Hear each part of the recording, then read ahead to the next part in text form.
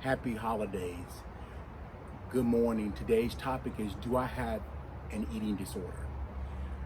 The topic I want to discuss today is what we would call binge eating disorder or compulsive eating disorder versus bulimia. Now, binge eating disorder is something that's very common in our community. It's probably more common than what we would call bulimia or anorexia.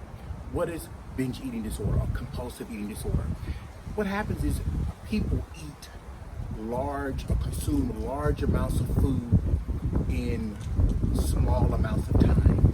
They gorge, they eat to the point where they feel depressed.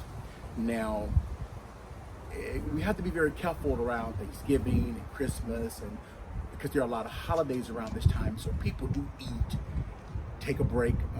We don't consider celebratory eating binge eating, but if you're doing this once a week for 2 to 3 months, you may need an evaluation.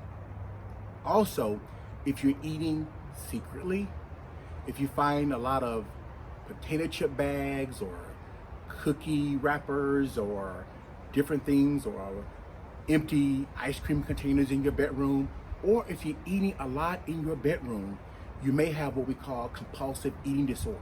If you're eating a whole lot to where you're feeling your abdominal distension, or you have a lot of gas X in your room, or Pepto-Bismol or citrus magnesium, a lot of stuff to do cleansing, you may have a binge eating disorder. What's the difference between binge eating disorder and bulimia?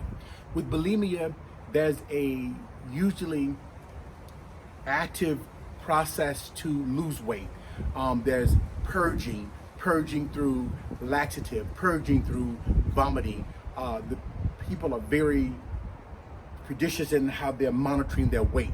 But with binge eating disorder, there's not any purging or laxative use or excessive exercise. So, do you have binge eating disorder? You may want to ask yourself that question. The persons are usually obese, so that would be one sign, and they usually are always on a diet. So you have to watch that, because the thing with binge eating disorder is it leads to a number of other things. Obesity leads to hypertension. Obesity leads to diabetes. Obesity leads to arthritic changes. Obesity can lead to a number of things like high cholesterol. Those things lead to what we call cardiovascular disease, stroke, and a number of other diseases. So we're talking about something in a primary prevention kind of thing today, and that's a healthy diet. So once again, remember that a healthy mind is essential for a healthy body.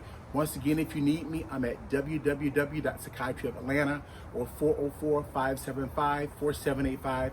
And I ask you the question, do you have an eating disorder?